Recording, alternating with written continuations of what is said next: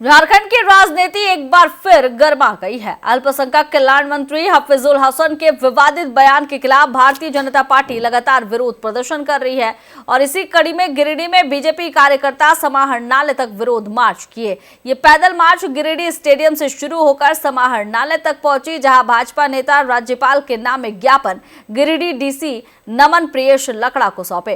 प्रदर्शन में बीजेपी प्रदेश अध्यक्ष बाबूलाल मरांडी, कार्यकारी प्रदेश अध्यक्ष डॉक्टर रविंद्र राय, जमुआ विधायक मंजू कुमारी, भगोदर विधायक नागेंद्र महतो, जिला अध्यक्ष महादेव दुबे समेत कई वरिष्ठ नेता शामिल हुए।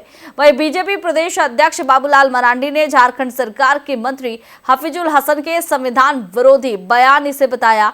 इधर झामुमो कांग्रेस की सरकार के द्वारा उसका समर्थन किए जाने के विरोध में आज गिरिडीह में भाजपा के कार्यकर्ताओं के साथ आक्रोश प्रदर्शन में हिस्सा लिया।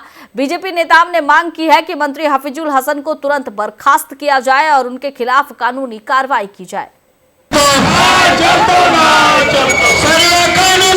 को याद करते हैं क्योंकि उनका जन्म जयंती और बाबा साहब अम्बेडकर जी की जो इस देश को जो देन है वो भी किसी से छुपा हुआ नहीं है।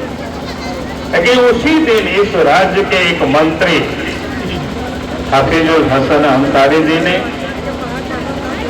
उन्होंने क्या कहा कि जो बाबा साहब के द्वारा रचित जो संविधान है वो संविधान को नहीं मानते, संविधान से ऊपर वो शरिया को मानते।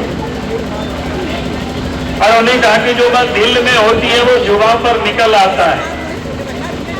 और उसके बाद की घटना को आप सबको ध्यान में, अगर आप सबने देखा होगा सोशल मीडिया में भी, उन्होंने यहाँ तक हिंदू और मुसलमानों के बीच में तफरका पैदा करने के लिए, लोगों को भड़काने के लिए उन्होंने जिस शब्दों का उन्होंने प्रयोग किया है वो शब्द आप सबने देखा होगा, कोई छुपा हुआ नहीं है। सोशल मीडिया में आज भी वो घूम रहा है।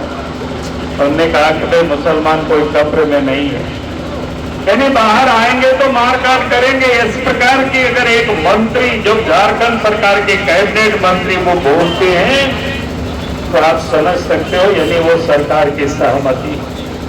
कांग्रेस पार्टी उस राज्य में उनकी भी सरकार में शामिल